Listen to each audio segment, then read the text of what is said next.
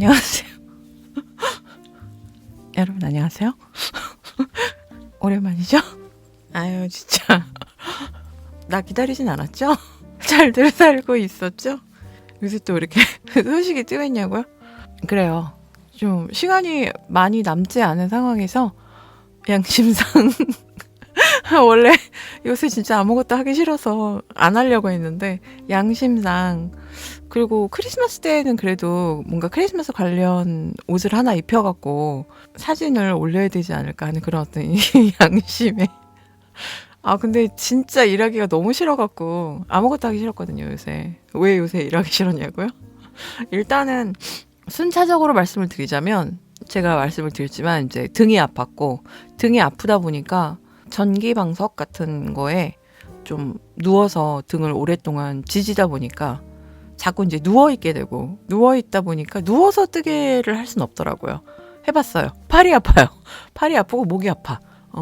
그래서 누워있는 시간이 길다 보니까 중들을 더 이제 열심히 보게 됐고, 그전에도 중들을 진짜 많이 봤는데 저는 중들을 집중해서 본 게 아니고 뜨개를 하면서 자막을 확인하기 위해서 눈을 자꾸 들어야 되기 때문에 눈 운동 겸, 그래서 중들을 보기 시작해서 중들을 그냥 화면을 집중해서 이렇게 TV를 보듯이 본 적은 없어요. 항상 뜨개를 하면서 거기서 누가 어쩌고 저쩌고 이렇게 이 정도 중도 봤으면 중국말 좀 해야 돼. 근데 저 요새 중국말 공부 진짜 열심히 해서 드라마 보면서 알아듣는 말은 많은데 성조가 있다 보니까 제가 잘 못해요. 근데 알아듣는 거 생각보다 간단한 거, 뭐 니시쉐 이런 거 있죠. 슈마 많이 하는 말들, 뭐, 니, 뭐 이런 거, 아이, 워 시환이 뭐 이렇게 하는 거 있죠. 너 좋아한다. 흔샹니 제가 좋아하는 드라마 제목 나온다. 그래서 중들을 이렇게 뚫어지게 본 적이 없었어요. 뜨개를 하면서만 늘상 보다가 등이 아파서 이제 오랫동안 누워있다가 우연히 장상사라는 드라마를 보게 돼요. 하도 장상사 얘기를 많이 하길래 그게 위티비에 올라와 있거든요. 그래서 클립들이 유튜브에 많이 있길래 찾아봤는데 클립을 보는데 웬 흰머리 남자가 나오는데 애가 좀 거칠고 막 여주의 목을 막 물어뜯어. 피를 막 빨아먹어. 근데 에로틱해. 뭐지? 저 남자는 뭐지? 저 남자 너무 궁금한데? 이런 생각이 들어서 위티비 이제 결제를 하고 장상사를 보게 돼요. 그러면서 네, 여주인공은 한 명에 남주인공이 4명이 나오는데 그 중에 한 명의 남주죠. 머리 9 달린 구두 요괴 상류에 대해서 알게 되죠. 그리고 상류의 다른 신분인 방풍배에 대해서도 알게 되고, 예전 같으면 중두가 쭉 다 공개가 되는데 그 광촉의 어떤 규제? 그런 것들이 바뀌면서 40편 이상 되는 거를 잘라서 다른 제목으로 혹은 1년의 기간을 두고 그렇게 공개하도록 규율이 바뀌었다고 해서, 그래서 39화까지 39화 맞죠? 그렇게까지 이제 올라온 거를 봤어요. 일부를. 근데 보고 났더니 더 찌통이야. 상류 때문에 막 울어. 못 살겠어. 매일 상류 때문에. 그러니까 상류의 서사가 너무 마음이 좀 짠해서 시즌 1만 보고 나니까 뒤에가 너무 궁금한 거예요. 그래서 책을, 이북을 사서 읽었어요. 마지막 챕터 외전을 읽고 책을 덮는 순간 진심 울었어요. 그냥 어떡해 너무 슬프다 이렇게 온 게 아니고 어떡해 상류 너무 불쌍해 이렇게 울었어요. 지금도 상류 생각을 하면 울어요. 근데 진심 너무 많이 울어갖고 상류 장면만 봐도 울고 상류 생각만 해도 울고 살고 싶지가 않더라고요. 그 캐릭터가 너무 강렬해서 진짜 아무것도 할 수가 없었어요. 너무 가슴이 아파서. 아마 찾아보시면 많이 보게 될 텐데 상류아리 이렇게까지 얘기하거든요. 저만 그런 게 아니에요. 전 세계 사람들이, 중국 사람들 혹은 막 전 세계 외국 사람들도. 페이스북에 가면 장상사 팬페이지가 있거든요. 거기에 가면 외국 사람들이 영어로 상류의 서사에 대한, 상류의 심리에 대한 것들을 거의 논문급으로 작성해서 올려놔요. 그거 다 퍼다가 팝하고 돌려가고 읽기도 하고, 아, 나만 그런 게 아니구나. 나만 이렇게 상류에 미쳐갖고 맨날 울고불고 하는 게 아니구나. 진심 저처럼 맨날 통곡하는 사람들이 정말 많아요. 영상 찾아보시면. 근데 정말 살 수가 없겠더라고요. 너무 힘들어서. 아, 나 이분은 어떻게 보지? 상류 죽는 거 나 어떻게 보지? 유튜브에 그 상류에 대해서 찾아보다 보면 상류의 마지막 전투 씬을 이렇게 피범벅하고서 찍은 그 스틸 사진이나 메이킹 장면들이 그거를 이제 봐버린 거예요. 그거 보고도 진심. 너무 눈물 나갖고. 어떤 부분이 그렇게 눈물 났냐고요? 다 얘기를 못해. 너무 할 말이 많아서 다 얘기를 못해요. 정말. 생각만 해도 눈물이 나서. 일단은 상류는 처음부터 주인공인 소요와는 이루어질 수 없는 사이인 거를 본인이 너무 잘 알았어요. 그래서 자신이 할 수 있는 일? 하지만 그 소요가 그걸 알게 되거나 하면 가슴에 짐으로 남고 평생 가슴이 아플 수도 있기 때문에 소요 모르게 뒤에서 모든 것들을 다 준비하고 그녀를 위해서 많은 일들을 하고 그리고 전장에서 죽게 되는데 그거에 대해서 정말 가슴이 너무 아팠어요. 왜 저런 선택을 해야 했을까? 그게 자기의 원래 나라도 아니고 상류는 요괴거든요. 머리 9 달린 외국에서는 히드라라고 하는 구두 뱀요괴인데 요괴가 굳이 망한 나라의 핵사로서 저렇게 전장에서 죽음을 맞이하는 게 무슨 의미가 있나. 저도 그런 생각을 많이 했는데 일단은 오랫동안 전장에서 싸워온 그런 신념이 있고 그 죽어간 전우들에 대한 그 마음들도 있고 해서 그 결론이 결국은 상류가 원한 결말이었다고 그 작가분이 얘기하시더라고요. 얘기만 하면 상류 생각만 하면 울어요. 근데 진짜 내가 살다 이렇게 어떤 캐릭터에 이렇게 정말 심하게 빠져본 적이 많이 있어요. 인프피라서 이렇게 잘 빠져요. 잘 빠지는데 이렇게까지 몇 달이 지나도록 눈물이 안 멈추고 그런 적은 처음이라서 뭘 할 수가 없겠더라고요. 너무 가슴이 아프고 계속 생각했어요. 어떻게 하면 그러니까 결론이 났는데 그걸 내가 잘 받아들여야 되는데 못 받아들이겠는 거예요. 상류의 죽음을 믿을 수가 없는 거예요. 그래서 드라마도 열심히 보고 책도 계속해서 반복적으로 찾아보면서 상류가 살아있을 만한 증거들? 그런 것들을 찾았는데 상류가 살아있을 가능성은 충분히 많은 것 같아요. 그거에 대한 결론은 상류가 죽은 걸로 결론을 책과 드라마에선 그렇게 결론을 내고 끝을 냈지만 그건 사실 그냥 보여주고 들려지는 얘기일 뿐이고 왜냐하면 책이 굉장히 여주인공인 소요 입장에서 쓰여진 책이기 때문에 소요가 듣고 보고 소요가 그냥 생각하고 그냥 그 정도만 보여주기 때문에 사실 그 뒤에 어떤 진실이 있었는가에 대해서는 읽는 사람들이 많이 그냥 추측을 할 뿐인데 이 마음을 어떻게 소화하고 풀어내야 될지 모르겠어서 조만간에 팬픽이라도 그려볼까 고민이에요. 근데 그러다가 그렇게 허덕이다가 맨날 가슴 아파갖고 맨날 이렇게 바깥 풍경 보면서 하늘 보면서 상류 생각하면서 눈물 지으면서 그렇게 살다가 그 배우에 대해서 찾아보니까 근데 중드 좀 보시는 분들은 아시겠지만 고장극에 출연을 하려면 여러 겹의 옷을 겹쳐 입어야 하기 때문에 되게 그 배우들이 마른 걸 요구한다고 하더라고요. 그래서 막상 그 배우의 현실 모습을 찾아보면 되게 좀 약간 실망하게 돼요. 너무 말라서. 근데 이 배우 역시나 저는 장상사 전에는 이 배우에 대해서 알지 못했어요. 장상사를 보고 이 배우에 대해서 찾아봤는데 이름은 한글로 옮겨서 적으면 단건차고 중국에서의 발음은 탄젠스. 근데 한 30살쯤 먹은 되게 그 아이돌로 되게 어린 나이에 데뷔를 해서 크게 빚을 보지 못하고 그래도 연예계에서 살아남아서 과거 작들을 찾아봤을 때 막 인상적인 건 솔직히 그러니까 잘 맞는 역할을 못 잡다가 그나마 저는 강건차가 주연을 한 네 안전마? 그것도 그냥저냥 괜찮게 봤어요. 뭐 나쁘진 않았어요. 근데 엽제도감은 그래도 생각보다 재밌게 봤어요. 그 배우가 좀 키가 좀 작더라고요. 근데 작고 귀엽게 나와서 엽제도감은 내용도 괜찮고 해서 그거는 뭐 그냥저냥 재밌게 봤고요. 근데 그거 외에 그 이 찌통과 상류에 대한 이 마음을 풀 길이 없고, 그러다가 그 최근작인 흔상흔상리 그 드라마가 위티비에 올라왔는데 한국에는 저작권이 딴 데로 팔려갖고 그냥 예고편만 올라오고 안 올라왔는데, 저는 일단은 영국에서 위티비를 보고 있다 보니까 그냥 영어 자막 단 걸로는 올라오더라고요. 매일 2편씩.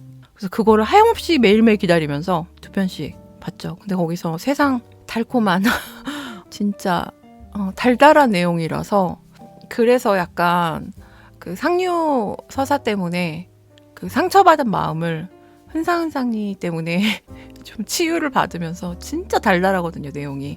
여주도 너무 귀여워요. 여주 보통 보면 뭐 내가 어떤 남주를 좋아했는데 그 남주가 어떤 드라마에서 어떤 다른 여자를 만나서 막 사랑을 속삭이고 그러면, 왜냐면 내가 처음에 봤었던 여주가 따로 있으니까, 아니 소유를 버리고 지금 저 여자랑 뭐 하는 거야, 이렇게 생각할 수 있는데, 솔직히 말하면 저는 상류 때문에 너무 가슴이 아프니까 소유를 보기만 해도 짜증이 나더라고요. 소유랑 도상경 커플 꽁냥꽁냥 하는 것만 봐도 진짜 짜증이 났었거든요. 심지어 막, 그래 소유 너는 상류의 사랑을 받을 자격이 없어, 막 이렇게 생각하기도 하고.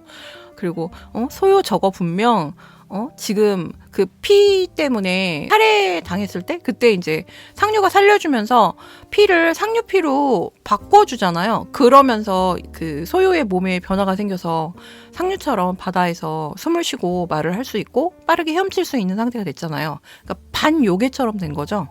근데 책에서도 소유가 이렇게 한밤중에 갑자기 막 바다에 대한 갈망 같은 게 막 치솟아 오르면서 바다로 뛰어들고 싶다 막 이렇게 생각을 하거든요. 근데 제 생각에 소유가 살면서 점점 더 그 갈망이 강해질 것 같아요. 제 생각에 상류에 대한 그리움을 되게 오랫동안, 제가 개인적으로 생각한 부분이, 진짜 생각을 많이 해서 생각한 부분은 책에는 나오지 않았지만 도상경은 모든 걸 알고 있을 것 같아요. 네. 도상경을 살린 게 상류가 소유한테서 피를 굉장히 많이 받아내잖아요. 그래서 소유가 되게 상처받고 이 생에 다시는 널 보고 싶지 않다 이렇게 하는데, 그 피를 환을 만들어서 인어를 통해서 도상경에게 전해주는 걸로 그렇게 해서 도상경은 자기를, 어떤 인어가 자기를 구했다, 그래서 외딴 섬에서 그렇게 회복을 했다 이렇게 얘기를 했는데, 제 생각에 상류가 은근히 소유한테는 사실을 숨기지만 은근히 도상경한테는 그런 걸 좀 알리고 싶어 하는 그 경향이 좀 있거든요. 약간 자기의 마음을 어느 정도는 도상경한테는, 네, 그 도상경도 상류와 소유가 서로 좋아하는 마음이 있다는 걸 알고 있지만 그 마음을 약간 모른 척 하는 거죠. 왠지 상류가 도상경을 살리고 도상경한테 앞에 나타나서 많은 얘기를 했었을 것 같아요. 근데 도상경은 그 얘기를 소유한테는 절대 하지 않을 것 같아요. 왜냐하면 자기가 소유 옆에 있고 싶기 때문에. 근데 그 사람들이 막 늙었을 때 얘기까지 나오는 게 아니고 그냥 결혼해서 떠나는 그냥 그 정도에서 책이 마무리가 되기 때문에, 뒷얘기를 상상을 해보자면 도상경은 신족이기 때문에 오래는 살겠지만 몇백 년 살겠죠. 근데 진짜 오래는 못 살 것 같아요. 몸이 약해서. 일단은 형 때문에 고문을 되게 오랫동안 받아서 몸이 많이 상한 몸이고, 몸이 워낙 약하고, 그리고 또 한 번 형이 또 죽이려고 해서 말하자면 소유 피로 살아났잖아요. 근데 일단은 너무 내상이 이렇게 축적이 된 게 있기 때문에 신족치고는 수명이 길 것 같지 않아요. 제 생각이 그래요. 그래서 상류가 도상경을 살리면서 진맥을 딱 해보고 도상경한테 얘기했을 것 같아요. 너 네 수명이 그리 길지 않을 건 알고 있지? 난 그러니까 지금 상류의 입장에서는 소유를 어떻게 할 수 없기 때문에 지금 가장 믿고 맡길 수 있는 사람인 도상경한테 잠시 소유를 보내는 거라고 그렇게 얘기할 것 같아요. 그래서 도상경도 알고 있을 것 같아요. 그래서 도상경은 모든 얘기를 절대 소유한테 하지 않고 있다가 나중에 죽어가면서 소유보다 일찍 죽을 것 같아요. 그리고 소유는 잘 안 늙을 것 같아요. 왜냐면 상류 피 때문에 거의 반요괴 같은 상태가 돼 있기 때문에, 워낙 신족이기도 하고 또 요괴의 피가 흐르기 때문에 지금은 안 늙을 것 같아요. 그래서 도상경이 먼저 죽는 거죠. 먼저 죽으면서 죽기 전에 소유한테 그 사실을 다 얘기할 것 같아요. 이 모든 사실을 알고 있는 사람은 제 생각엔 도상경인 것 같아요.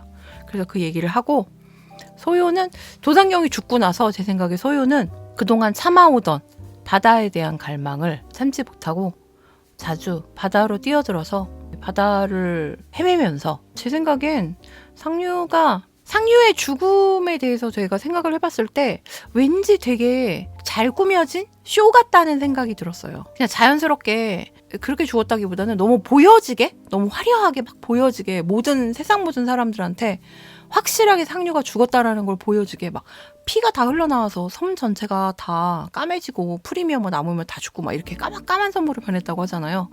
그런 것들이 제 생각에 너무 쇼다. 이런 생각이 들어서 제 생각엔 그렇게 상류 생각엔 그게 가장 알맞은 퇴장이라고 생각을 해서 그렇게 꾸미고 퇴장을 한 다음에 물론 상류도 심하게 내상을 입었겠죠. 그래서 제 생각엔 그렇게 하고 바다로 들어갔을 것 같아요. 바다로 들어가서 바다에 있는 심해 동굴 같은 데서 해관수련처럼 한 몇만 년? 신종 요족들 나오니까 보통 뭐 한 몇만 년 돼요. 몇만 년을 잠들어 있을 것 같아요. 근데 왠지 어디에 잠들어 있냐면 상류가 소요한테 준 그 바다 지도 있잖아요. 거기 구슬 그 지도 안에 있는 섬 중에 하나 요 섬이면 소요가 와서 딱 고르고 여기서 살고 싶어 할 것 같아 하는 그런 섬을 골라서 그 섬의 밑에 있는 해저 동굴에서 깊이 잠들어 있을 것 같아요. 그래서 어느 날 바다의 부름을 받고 제가 생각한 몇 가지 시나리오가 있어요. 바다의 부름을 받고 소요가 깊은 바다를 헤엄치는데 소요가 신력이 강하지 않다 보니까 제 생각에는 헤엄을 빨리 치게 됐을지 모르지만 바다 괴물이나 그런 애들의 표적이 잘 될 것 같아요. 그리고 바다 안에서는 사실 활 쏘기도 쉽지 않고 그래서 스스로도 되게 참고 너무 깊은 바다로는 가지 않으려고 참고 자기를 노리는 바다 괴물들이 너무 많으니까 참다가 어느 날 깊은 바다의 부름을 참지 못하고 갔다가 바다 괴물의 표적이 되어서 쫓길 때 그때 상류가 나타나는 게 아니고 상류의 그 본신의 모습이죠. 이렇게 머리 9 달린 구두 괴물의 모습으로 나타나서 소요를 구해줄 것 같아. 근데 소요는 그냥 같은 구두 요괴일 뿐인가 아니면 상류인가 그건 잘 모르는 거죠. 한번 보긴 봤는데 근데 그치? 보기는 봐서 근데 뭐 괴물들이 다 비슷하게 생겼지.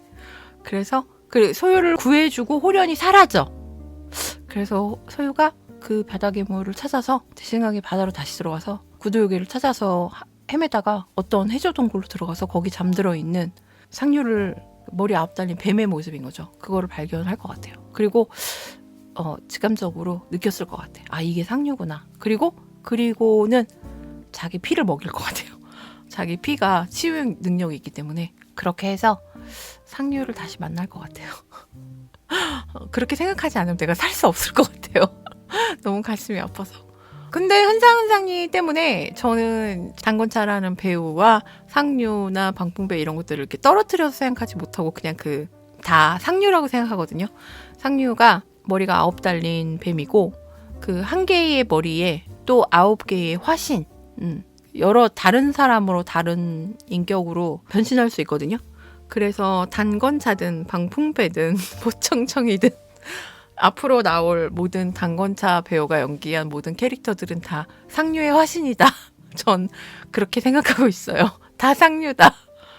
그래서 흔상흔상리에서 단건차 배우가 진짜 키스씬도 너무 많고 나 너무 행복해. 볼 때마다 그래 우리 상류.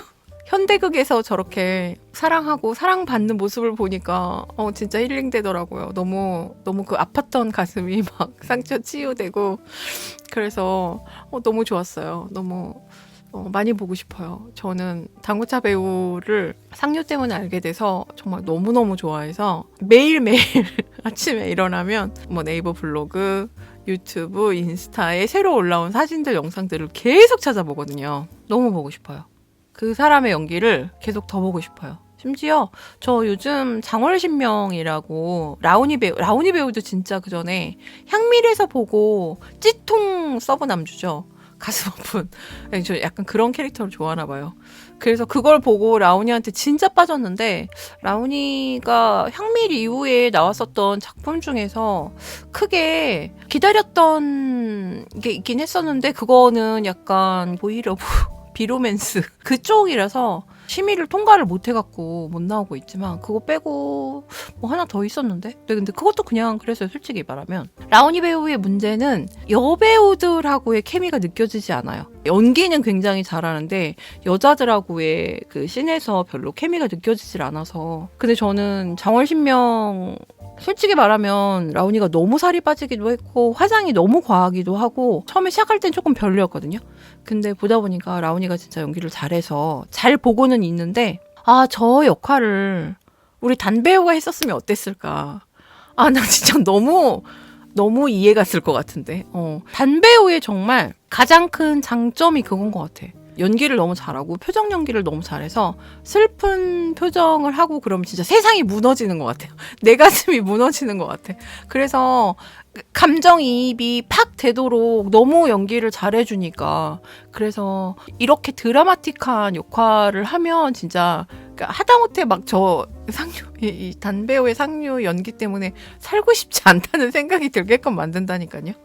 그래서 이런 서사가 굉장히 드라마틱한 이런 역할을 맡으면 진짜 너무 재밌게 볼 것 같아요. 나 진짜 너무 기대하고 있어요. 되게 늦게 빛을 본 케이스인데 지금 30이 넘었으니까 그러니까 아이돌로 데뷔를 해서 키가 좀 작아서 그런 약점이 있어서 그런 것 같아요. 근데 이 배우가 키가 작지만 비율이 엄청나게 좋아요. 상체가 진짜 짧아요. 상체가 짧은데 다리도 길고 팔도 길어요. 얼굴은 진짜 조그맣고 그러다 보니까 그냥 그 사람 자체로만 잘 찍어 놓으면 비율 자체로는 거의 190이에요. 비율로는.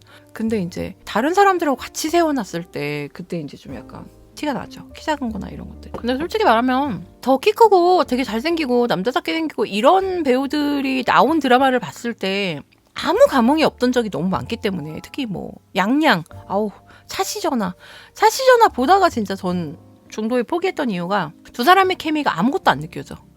진짜 조로사랑 연기를 해서 이렇게까지 케미가 안 느껴지는 배우도 없다 싶을 정도로 여러분 투투장주부라고 그것도 조로사랑 웬만하면 연기를 해서 조로사가 막 전형적으로 예쁘게 생기거나 그런 배우가 아니고 좀 귀엽게 생겼기 때문에 남자 배우들하고의 케미가 굉장히 좋거든요. 왜 굉장히 이쁘게 생긴 디리러바 같은 경우가 정말 세상 예쁘게 생겼는데 어떤 남자 배우와도 케미가 느껴지지 않거든요. 내가 볼 땐 그 여자 자체가 연애를 안 하는 것 같아. 남자들을 안 좋아하는 것 같아. 아니면 혼자 너무 저세상 미모라서 그런지도 모르겠지만 진짜 그 사람이 나온 드라마를 몇 개 봤는데 많이 봤어요. 뭐 일단은 삼생삼세부터 해서 삼생삼세 따로 찍은 거랑 동화제군하고 따로 찍은 거 있잖아요. 그것도 그렇고 올해 때문에 성한찬란 때문에 올해 배우에 대해서 관심이 생겨서 디리러바랑 올해랑 같이 나온 게 있거든요. 그것도 둘 사이의 케미 단 1도 안 느껴져서 별로였어요. 그러다 보니까 서브 캐릭터였던 조로사랑 주은영이랑 그 커플이 더 인기가 많았죠. 그러니까 배우가 무조건 키가 크고 잘생기고 그렇다고 그 드라마가 다 잘 되지 않는 게 보는 사람으로 하여금 이 사람의 서사나 눈물이나 웃음이나 이런 것들이 이해가 가야 되는데 그런 것들을 그 감정 연기로 끌어올려야 되잖아요.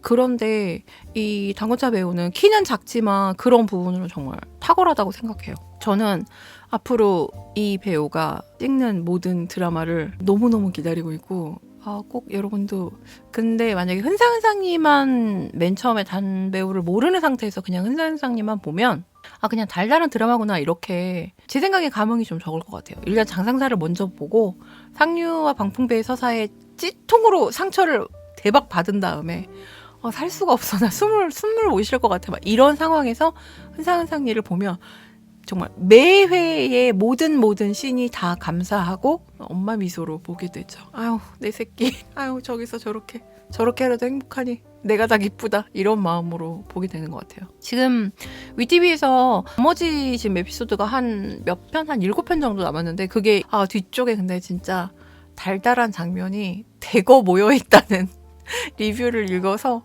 너무 기대 중이에요. 요즘 흔상흔상이 회전문 돌고 있죠. 회전문 돈다라는 표현을 하더라고요.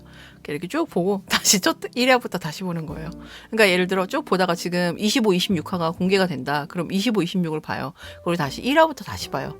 쭉 보다가 25, 26까지 보고 그럼 이제 다음날 27, 28 이렇게 올리면 27, 28을 본 다음에 다시 또 1화부터 매일매일 그걸 반복했죠. 그러느라고 일도 못하고 뭐 중드 보는 것 때문에 일을 못한 건지 아니면 등 통증이 있어서 좀 누워서 전기장판에다가 좀 지지고 좀 괜찮다 싶으면 다시 일을 하면 또 다시 아프고 이걸 계속 반복을 하다가 이게 잘못하면 만성으로 남으면 어떡하지? 이런 생각이 들어서 좀 쉬어봐야겠다. 네, 그렇기도 하고 제가 잠자는 거에 문제가 좀 있어서 길게를 못 자요. 3시간 자면 깨거든요. 뭐 나이를 먹어서 호르몬 문제인 것 같기도 하고요. 또 하나는 제가 5살 터울로 아이를 셋을 낳다 보니까 한 10년, 15년을 육아가 끊임없이 이렇게 계속 그걸 반복을 했잖아요. 그러니까 아기를 계속 키우다 보니까 조금 자고 일어나고 이러는 게 이제 습관이 들어서 지금 30대 초반부터 계속 반복이 됐던 거죠. 조금 자고 일어나고 조금 자고 일어나고. 근데 이제 지금은 애들이 많이 컸잖아요. 근데 밤새 자야 하는데 밤새 자려고 누워도 3시간만 자면 깨요. 그리고 이제 방황하는 거죠. 그래서 등이 아프면서 약간 잠을 길게 자보려고 3시간 자고 깨면 그냥 깨는 게 어스름하게 이렇게 깨는 게 아니고 정말 확 깨버리거든요. 수면에 좋은 음악 같은 거 유튜브에서 찾아서 그런 거 들으면서 계속 그냥 자려고 계속 이어서 자려고 노력을 진짜 잠을 많이 자려고 노력을 하고 잠을 좀 많이 자면서 많이 괜찮아진 것 같아요. 등도. 네. 예전에는 책상에 앉기만 해도 벌써 등이 그 느낌이 왔었는데 아픈 느낌이 오곤 했는데 지금은 그렇진 않더라고요.